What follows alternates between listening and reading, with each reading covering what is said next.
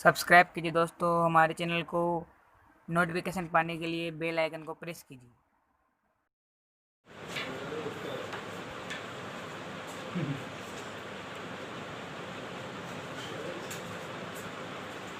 देखिए बच्चों, हम 10th सोशल साइंस का चैप्टर केंद्र सरकार संविधान के बारे में पढ़ेंगे, जिसमें हम सेंट्रल गवर्नमेंट के बारे में पढ़ना चाहते हैं।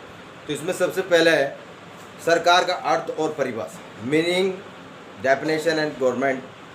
तो इसका मतलब ये है कि सरकार क्या चीज़ है, सरकार कहते किसे हैं, सरकार का अर्थ क्या है, सरकार कार्य करती कैसे है। तो इसमें सरकार का अर्थ एवं परिभाषा देखते हैं हम।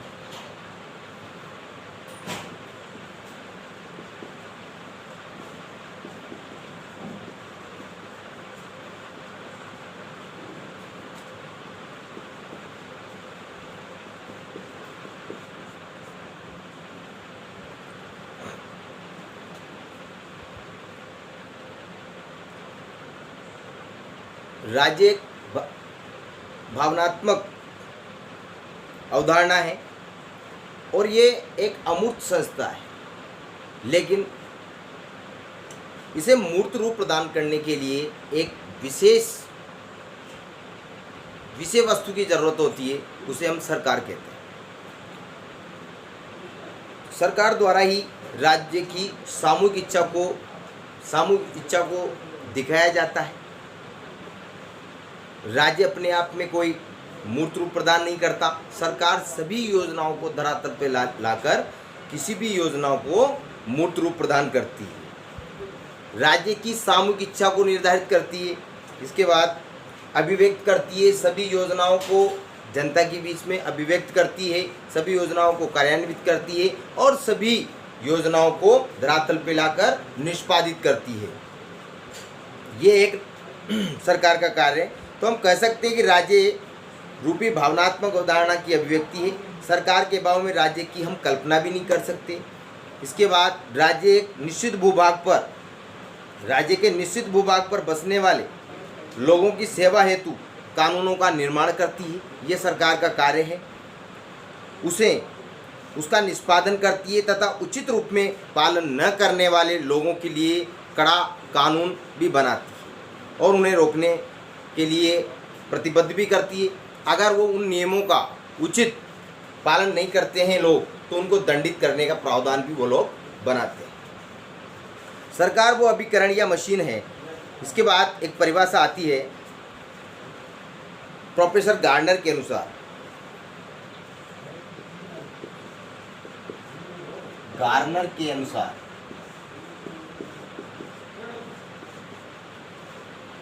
के अनुसार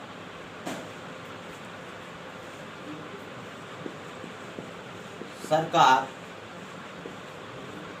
वह मशीन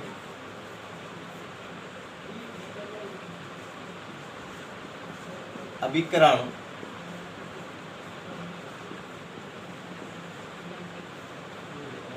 निकाय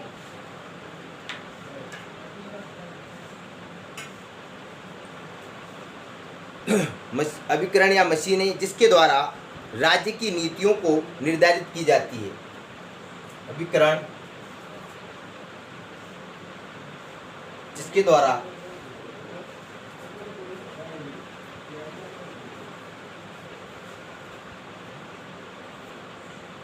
मशीन है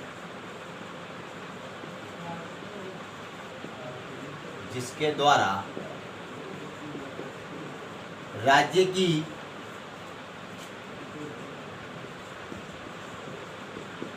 नीतियों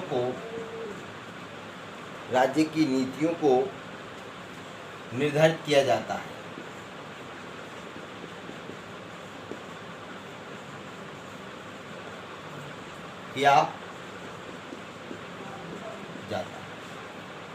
प्रोफेसर गार्डनर के अनुसार सामान्य मामलों को निष्पादित किया जाता है तथा सामान्य हितों को उन्नत और समुन्नत भी किया जाता है। इसके बाद सरकार के प्रमुख 3 अंगों के बारे में हम देखते हैं। तो इसमें है व्यवस्थापिका, उसी प्रकार सरकार के प्रमुख 3 अंग हैं। पहला अंग है इसके अंदर व्यवस्थापिका, दूसरा है कार्यपालिका, तीसरा है न्यायपालिका। तो हम व्यवस्थापिका के बारे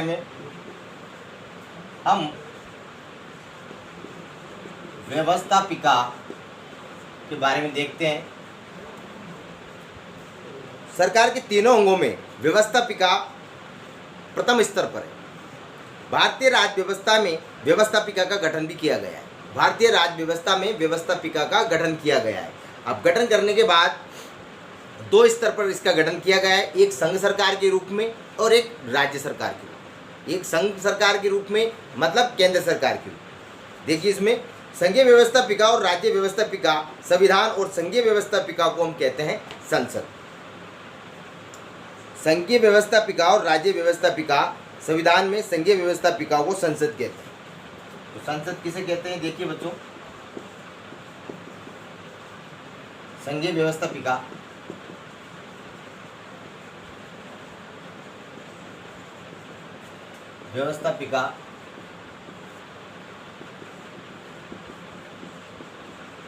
और राज्य व्यवस्थापिका के मिश्रित रूप को, दोनों के मिश्रित रूप को हम संसद कह सकते हैं। तो इसके बाद देखिएगा आप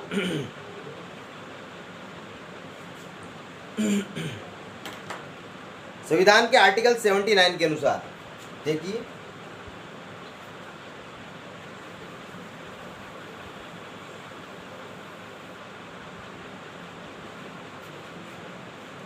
संविधान के आर्टिकल 79 के अनुसार ये व्यवस्था की गई कि भारतीय संघ की एक संसद होगी जिसका निर्माण राष्ट्रपति तथा 2 सदनों से मिलकर बनता है, अर्थात 3 पहियों की गाड़ी।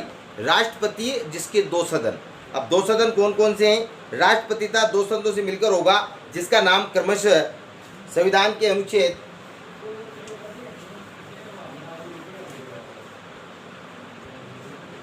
आर्टिकल 79 के अनुसार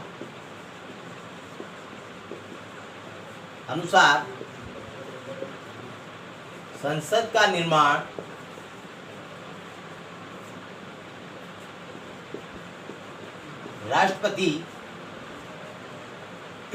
राष्ट्रपति और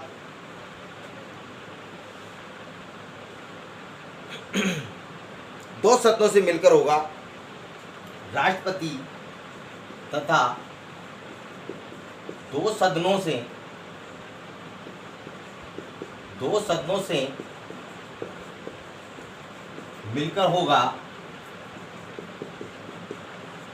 जिनका नाम क्रमशः लोकसभा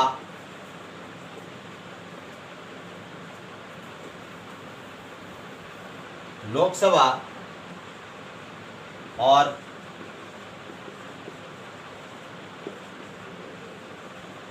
राज्यसभा होगा।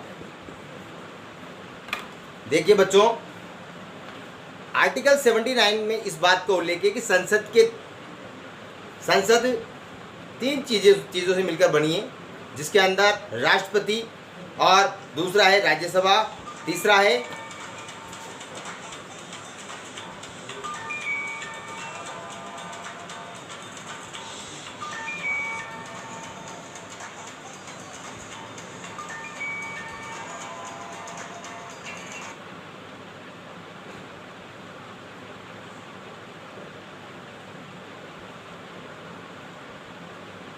राष्ट्रपति 2 सदस्यों से मिलकर होगा जिनका नाम क्रमशः लोकसभा और राज्यसभा होंगे। इस प्रकार राष्ट्रपति, लोकसभा तथा राज्यसभा तीनों का संयुक्त नाम, तीनों का मिला हुआ रूप का नाम दिया जाएगा संसद।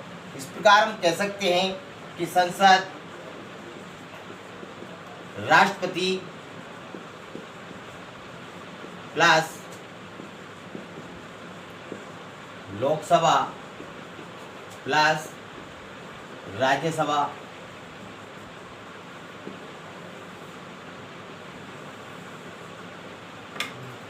इसके बाद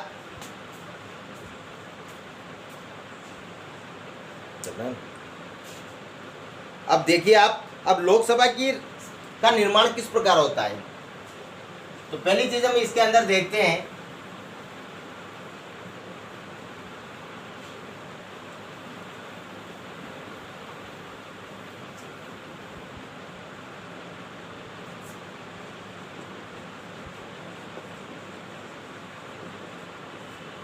लोकसभा।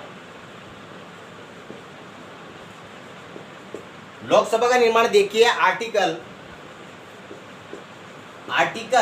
81 के अनुसार, आर्टिकल 81 के अनुसार, अनुच्छेद 81 के अनुसार लोकसभा का गठन होता है। लोकसभा का गठन होता है। लोकसभा का गठन होता है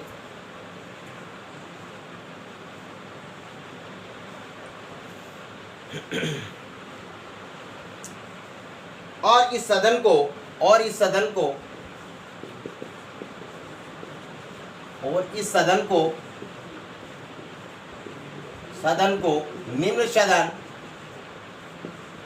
निम्न सदन,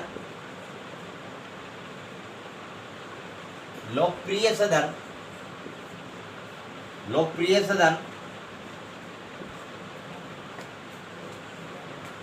निम्न सदन, लोकप्रिय सदन और भी इसको कहा जाता है, या कहते हैं। इसके सदस्य जनता द्वारा प्रत्यक्ष रूप से निर्वाचित होते हैं। इसके सदस्य प्रत्यक्ष रूप से जनता के द्वारा निर्वाचित होते हैं। इसके सदस्य प्रत्यक्ष रूप से जनता के द्वारा निर्वाचित होते हैं। किनके द्वारा निर्वाचित होते हैं? जनता के द्वारा। जनता के द्वारा निर्वाचित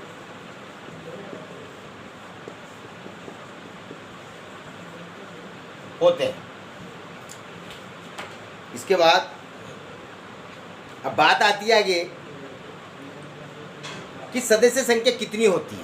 लोकसभा में सदस्य संख्या कितनी होती है? तो इसमें जब बात करते हैं हम, मूल संविधान में लोकसभा की सदस्य संख्या 500 निर्धारित की गई। कितनी निर्धारित की गई है? 500 निर्धारित की गई। ठीक है। अब इसके बाद मूल संविधान में सदस्यों की संख्या 500 निर्धारित की गई है।